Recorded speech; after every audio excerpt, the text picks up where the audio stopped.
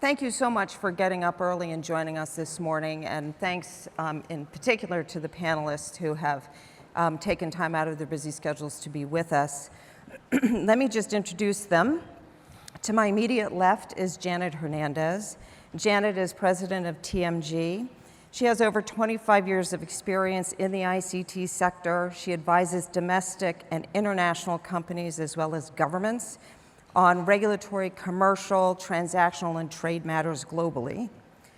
To her left is Helen Wong from Verizon. Helen is Director, Product and Partner Strategy in Asia Pac for Verizon. She is responsible for access product management, partner evaluation, new revenue development, country product strategy, and profitability for Verizon across the region. To Helen's left is Jeannette Kennedy, who is Regulatory Affairs Manager for Loon. Before Jeannette joined Loon this past fall, she had over 20 years of experience in public policy in the ICT sector and was most recently with the First Responder Network at the Department of Commerce.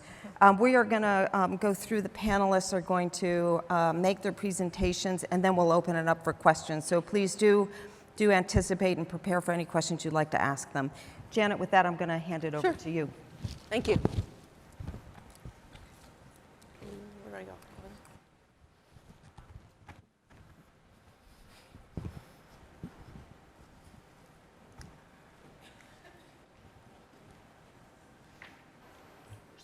I think you can speak from anywhere.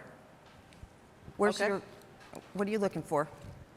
You can stay. I thought I was going to have a laptop, but Oh, it's in the front on the floor. huh? In the monitor. Yeah, I see it. All right. You got it? Okay.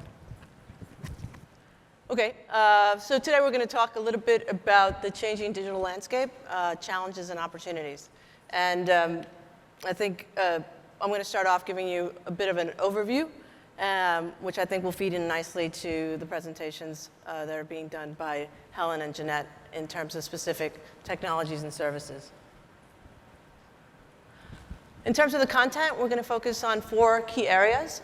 First, we're going to talk a little bit about the virtuous cycle that drives innovation, some of the new services that we're seeing, some of the effects of these new services, and then sort of concluding with how are we accommodating this increased data demand that we're seeing around the world.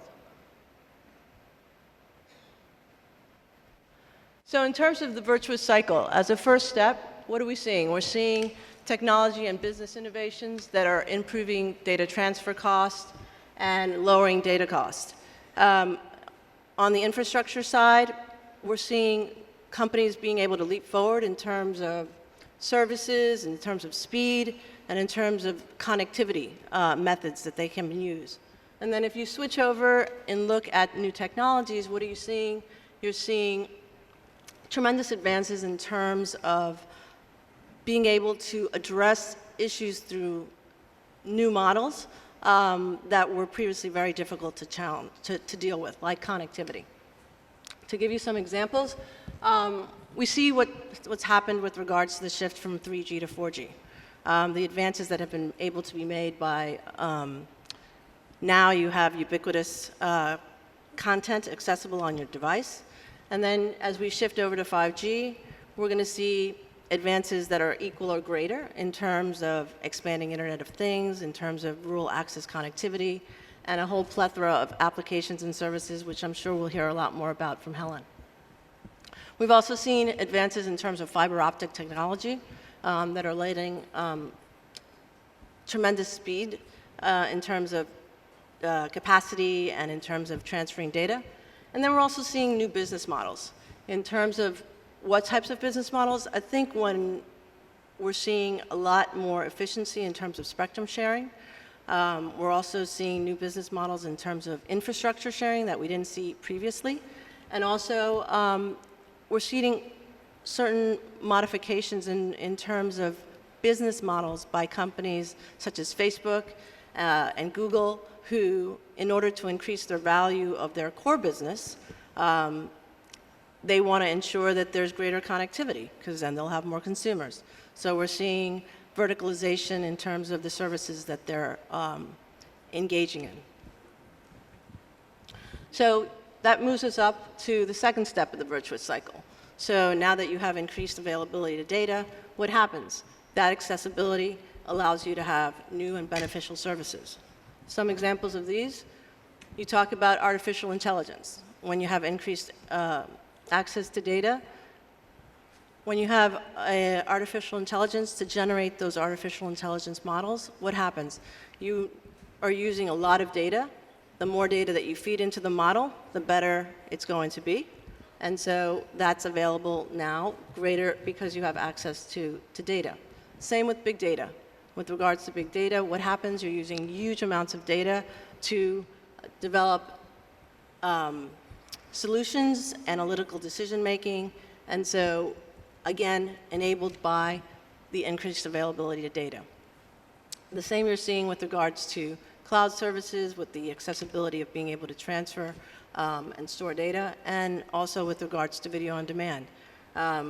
You now have everyone basically using applications in terms of streaming, using large amounts of data. So now that you have these new beneficial services, what happens? You have a hunger for more cutting-edge services, which require even more data. We talk about 4K streaming. At the recent CES show, we were talking now about 8K streaming. So you have this constant hunger for offering more solutions, offering more services, offering more applications. We're also talking about remote object manipulation. Again, very critical because you want to make sure that you have very low latency and that you have the ability to offer solutions in remote areas. So all of this is a virtuous cycle. And what happens? You have the creation of a whole slate of new services. You have artificial intelligence, you have cloud computing, you have IoT, you have big data, rich communications, remote learning, and augmented reality and virtual reality. So what do these all have in common? Well, like all innovations, they're creating new opportunities, but they're also creating a whole set of new challenges. So obviously, there's a number of different effects that we can talk about. What I did is I'm going to focus on two, mindful of the time. The first is focusing on a couple of regulatory and policy issues. So one of the issues that we're seeing is we're seeing an emerging approach to looking at potential regulation of digital platforms. A lot of governments are concerned about increased competition, or lack of competition rather, market power. And so you have a number of regulators that are looking to potentially regulate digital platforms. In Australia, they had a very big proceeding, which was a digital inquiry. The results of a report that they issued basically say that they're going to have a new regulator that's going to be a digital regulator. They're also looking at regulations to address market power, advertising, consumer protection. Likewise, you're seeing the same types of activities in the UK. In the EU, there's a whole revisit in terms of market definitions. So you're seeing a lot of focus in terms of digital platforms, and I don't think that's going to go away. Then in the area of privacy and data protection, obviously you have the GDPR, which has sort of become like the base framework for privacy and data protection. And for better or worse, it really is, I think because there's not really a lot of models, it's sort of becoming the best practice model that other countries are following. And you're seeing a lot of emerging markets that are developing their own frameworks. You have India and Malaysia in Asia. You have Brazil developing data protection. And even in Africa, you have Kenya also looking at these issues. Then we look at artificial intelligence governance. Here, I would say this is sort of new ground.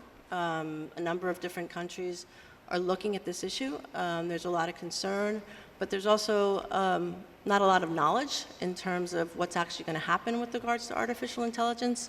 Where should we regulate? Should we regulate? So I would say a lot of countries are looking more in terms of a wait-and-see approach.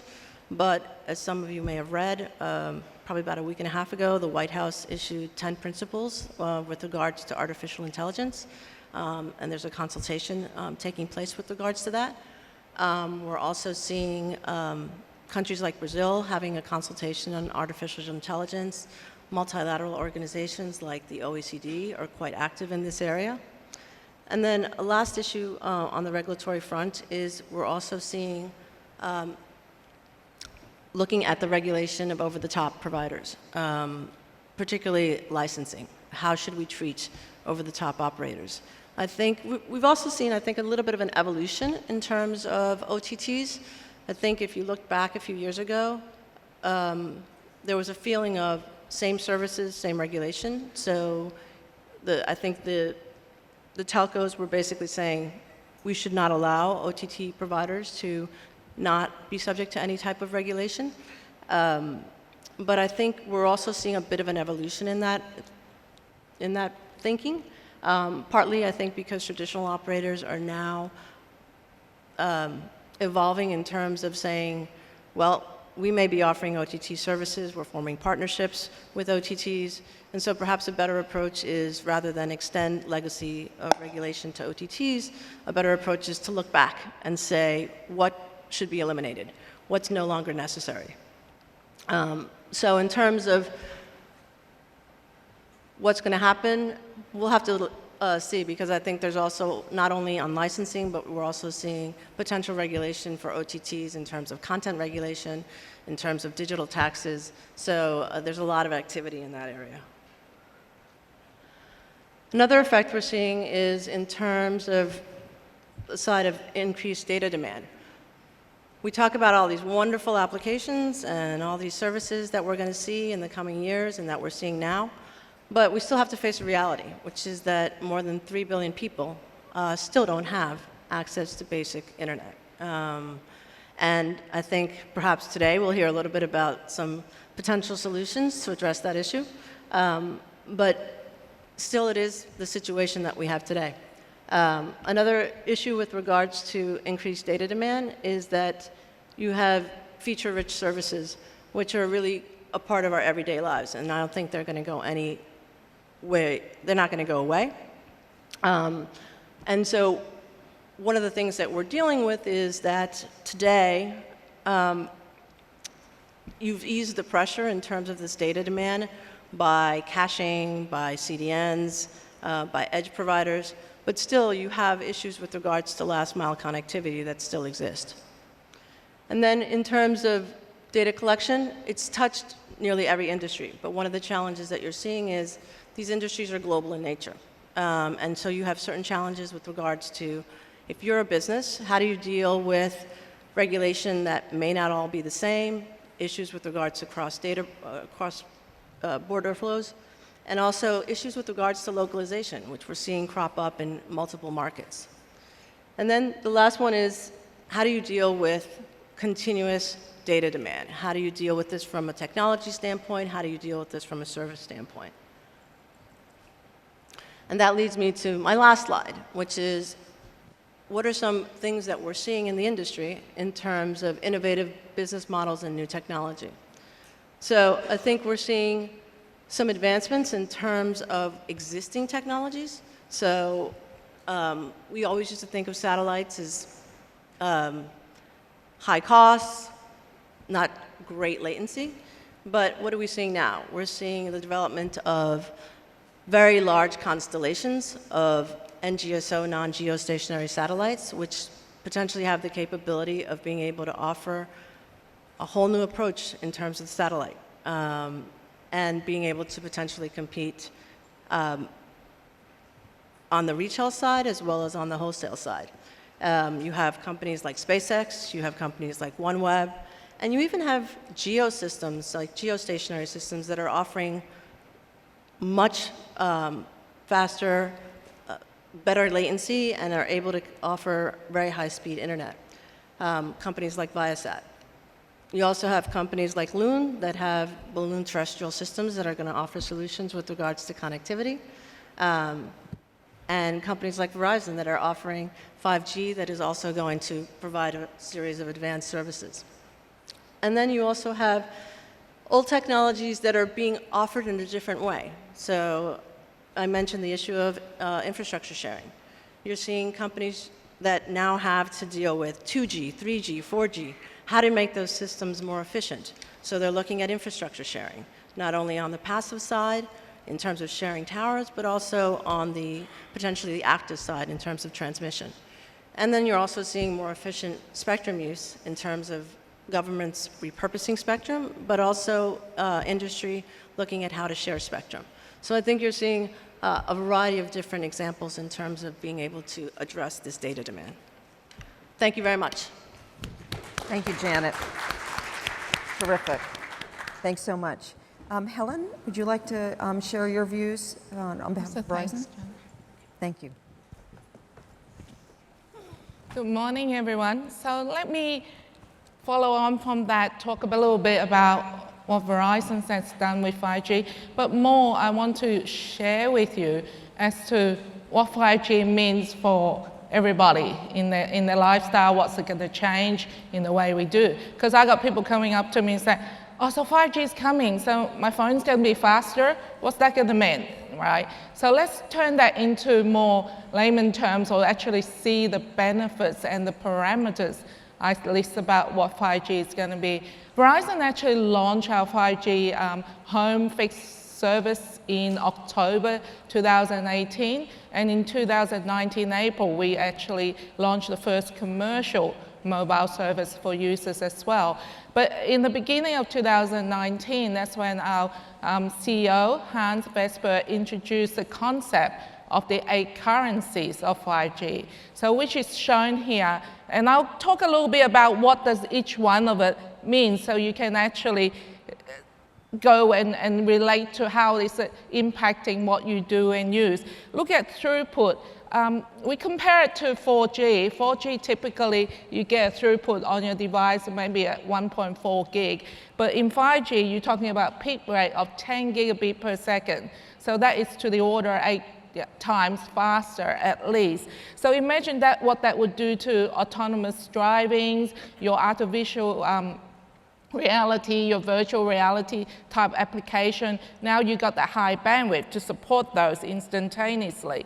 So the second one, service deployment. We talk about, you probably hear a lot about software-defined networking, virtualization. So this is about how do we now turn all these boxes that we used to use into software. So you can now speed up a lot of your deployment on software applications that you can load remotely onto devices. So 5G is very much about how to actually be able to speed that up as well. Mobility. Imagine if you were going on a fast train. I don't think we'll ever drive this fast, like 310 miles per hour. But you want to make sure that you don't lose connectivity, that you can get clean handoff between your wireless towers. So that's what 5G will allow you to do. So actually, we've done high-speed testing handoff of that type of scale in order for you to benefit the self-driving experience. And also imagine if you got instantaneous situations that you got to react to with information of cars traveling at coming at you at that speed and so forth. So that's what 5G is going to enable us to do as well in the autonomous driving.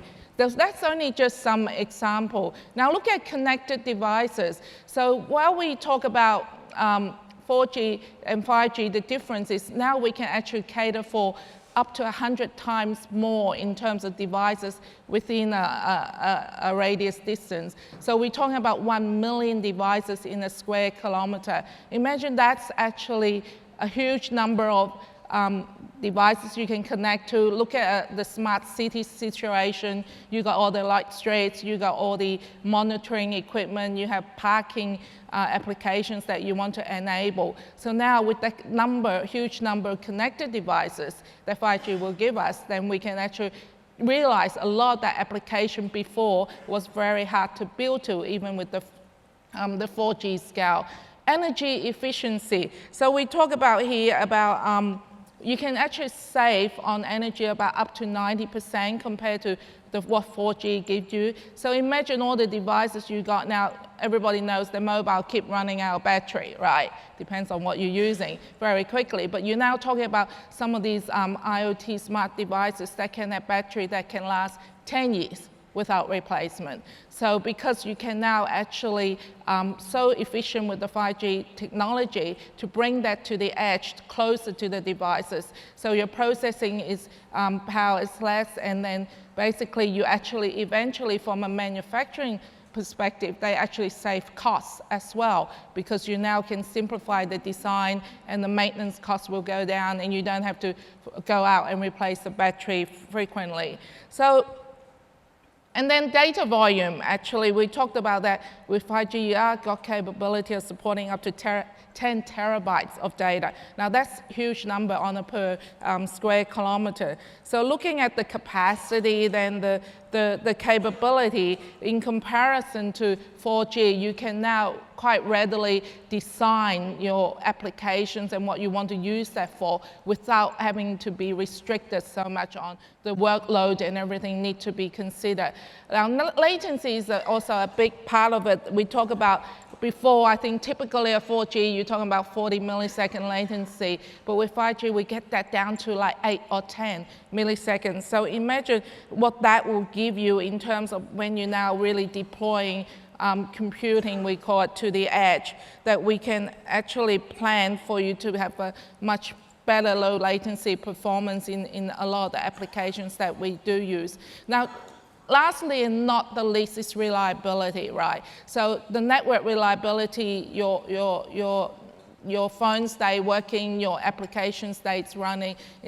We talk about, in a network sense, for a long time about how many nines can you achieve. So in here, we absolutely want to make sure 5G network architecture is designed to the highest level of reliability that we can give them. So we're talking about 5 nines, 99.999% of reliability that we would want to see a 5G network to be designed to operate as well. So you say, okay, based on all these parameters that we can get out 5G, what does it really give you? So here is a slide that I want to kind of highlight, looking at the application where you go from virtual presence, real-time work in the cloud, what you do with augmented gaming, to autonomous delivery, real-time control, factory automation, then to your smart cities where, I mean, people are even talking about smart clothes, right? So you can now actually easily put a tag on your clothes and be able to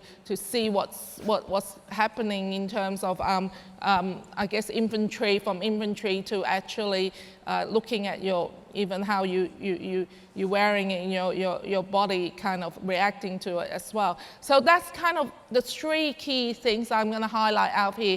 Talking about, when I talk about the 8 currencies, you're going to now get that high speed, that extreme mobile and fixed broadband type of services. So look at the parameters in there. You're talking about how those numbers are actually quite amazing. When we look at what we used to do with 3G or even 2G, that was not that long ago, right? So your high speed, your low latency that allows your critical machine to run, and then the massive scale, the scale that will enable IoT community to actually put forward some of the newest applications. And around all that, what actually Verizon has done is we have created this 5G lab environment in the US and around in international as well, in places where we actually encourage application developers and also innovators to bring their applications or what they want to test on 5G to environment we have set up so that they could really truly innovate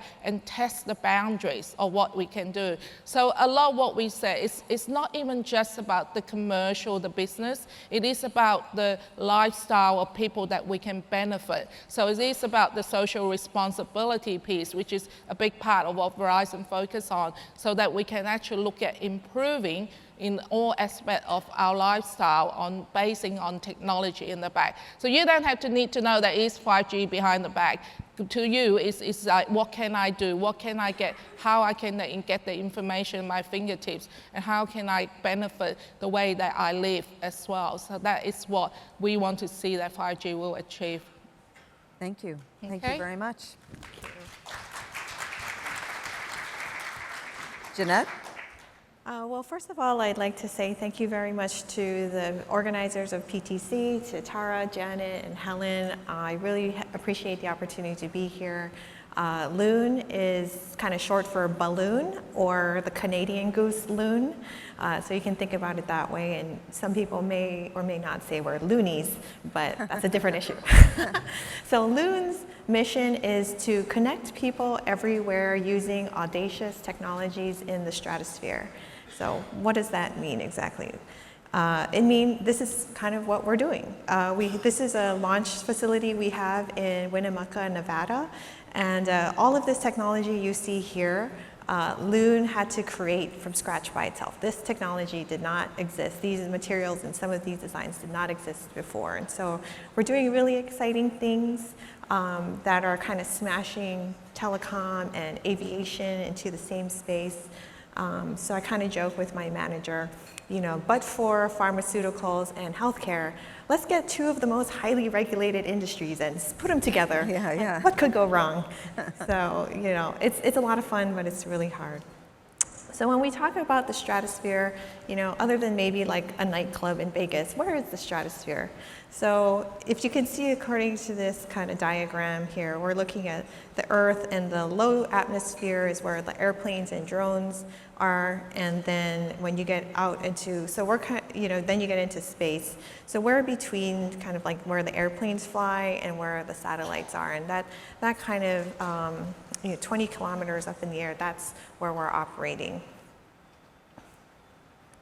So how does this technology work? I probably should have just did two separate slides, but when we launch a balloon, we put it into the stratosphere, and what you realize later is that there's a lot of different wind currents that travel all different directions, and it depends on the different types of the season, the year, temperatures, and so Loon's technology is able to control the position on the balloons using the air currents itself. And basically, the elevations are controlled by a sort of like a balloon in a balloon, for lack of a better word. And the height of it can be adjusted by how much helium you put into the balloons, and then it'll use the wind currents itself to sort of steer and navigate over the Earth. And so in the slide on your right, you'll see how the balloons are connected to each other. We have a ground station on Earth that connects to one kind of anchor balloon in the sky, and that's using a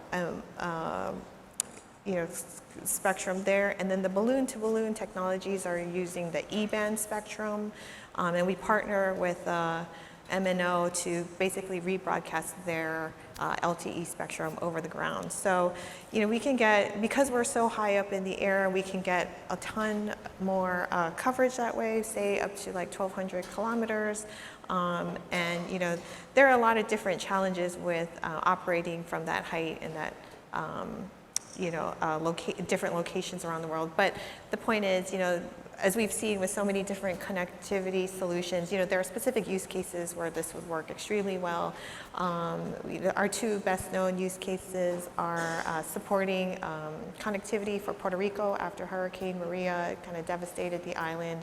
And then we also provided connectivity solutions in Peru.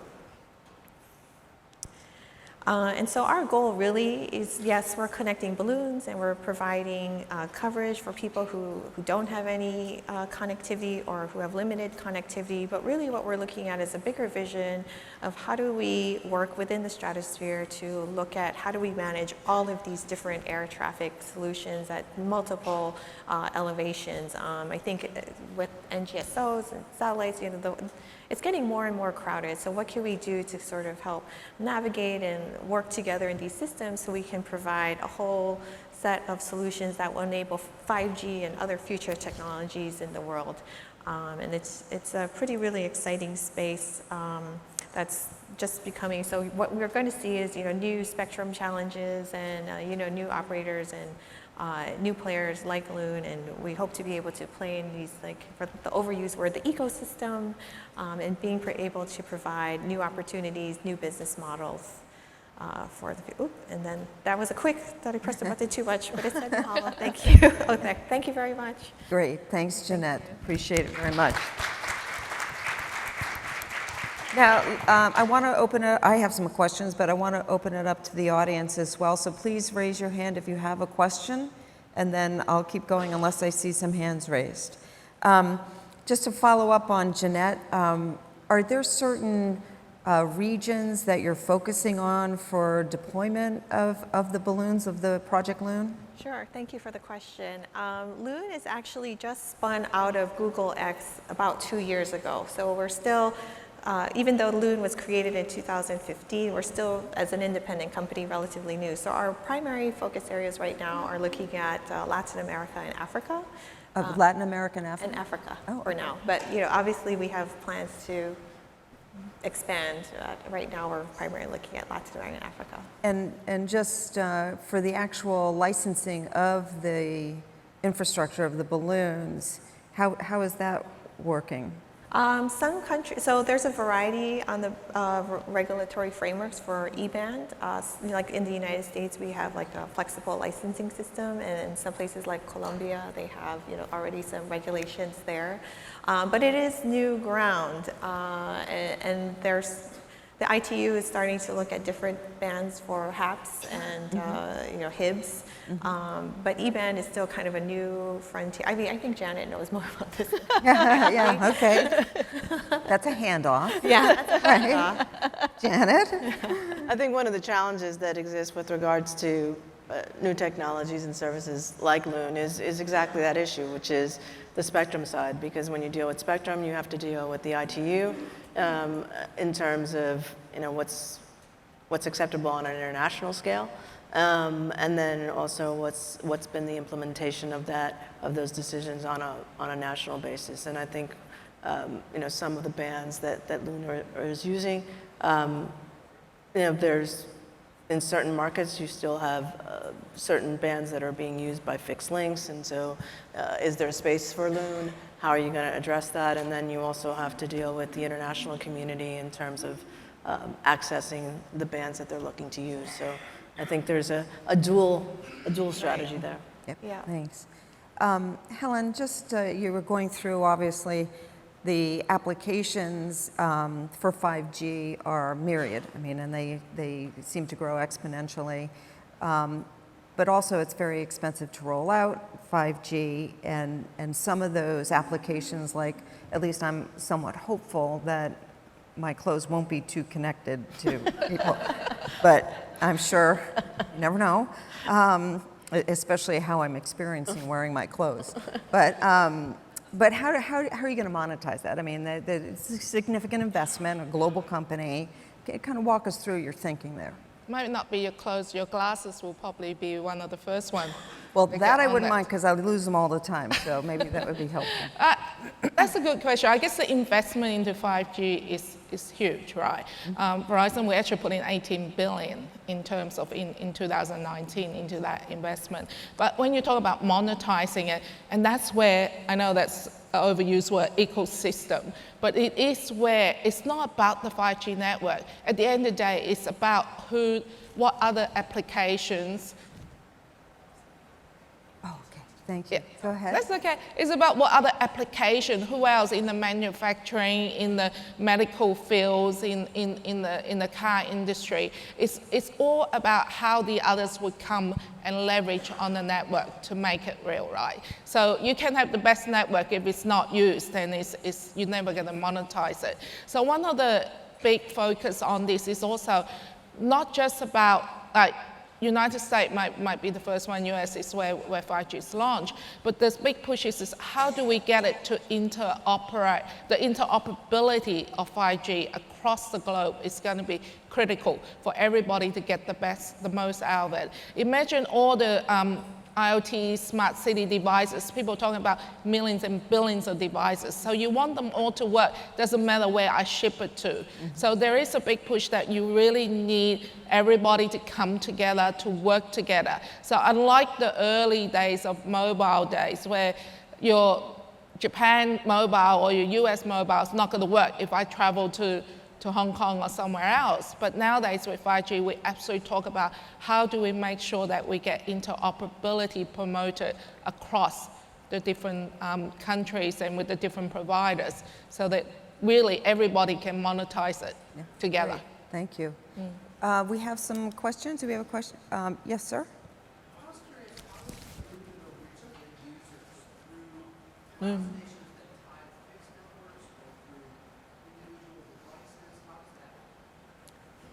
So I think the question was, how does Loon work? How are you going to connect to the end user? Oh, okay, yeah. So we're partnering with an MNO. So basically, we're providing some services, rebroadcasting their spectrum over the area. So we come into agreement with a carrier, and they are the license holder for that area, and we partner with them, and we kind of use their infrastructure services on the ground to make sure that they can connect through the balloon.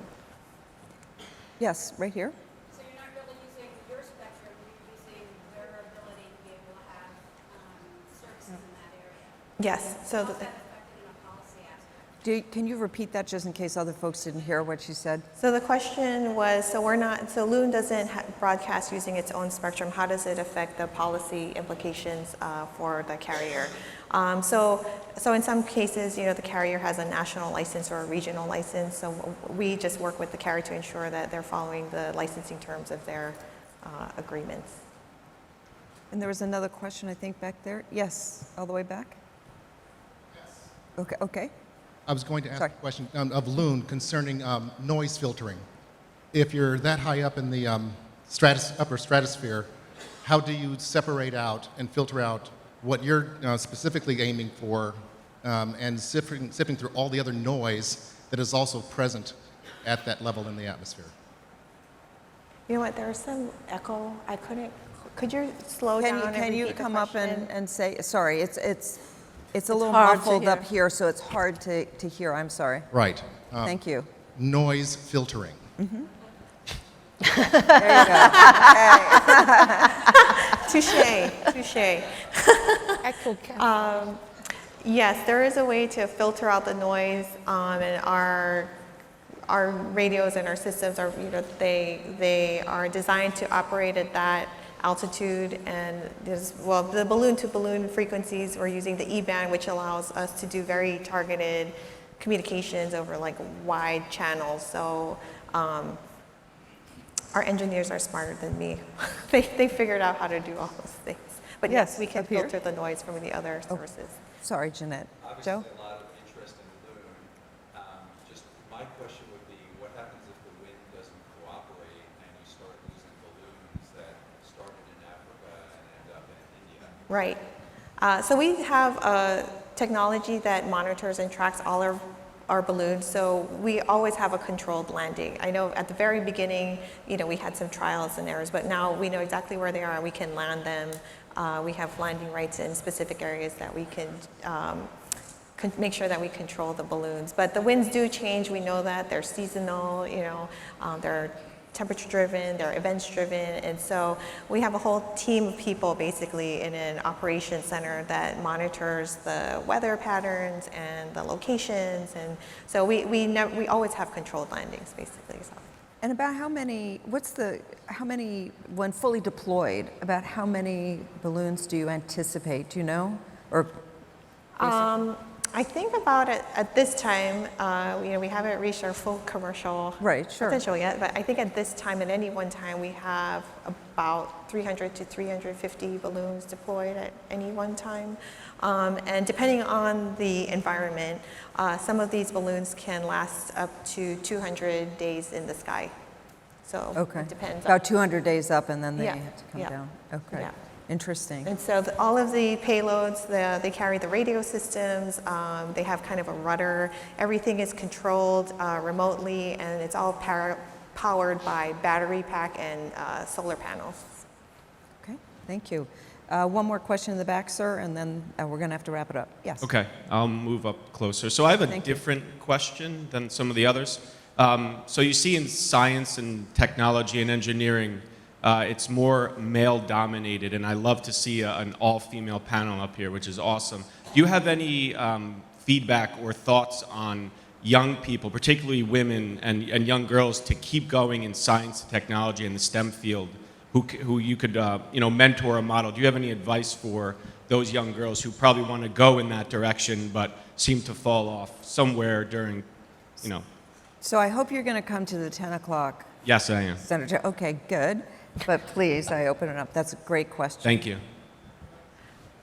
Anybody here in terms of maybe your companies are interested in encouraging young women and diverse persons to go into the technical fields? I personally would love to see more female in the technology field. That's not to say that it's for everyone, but I guess you do need to start them.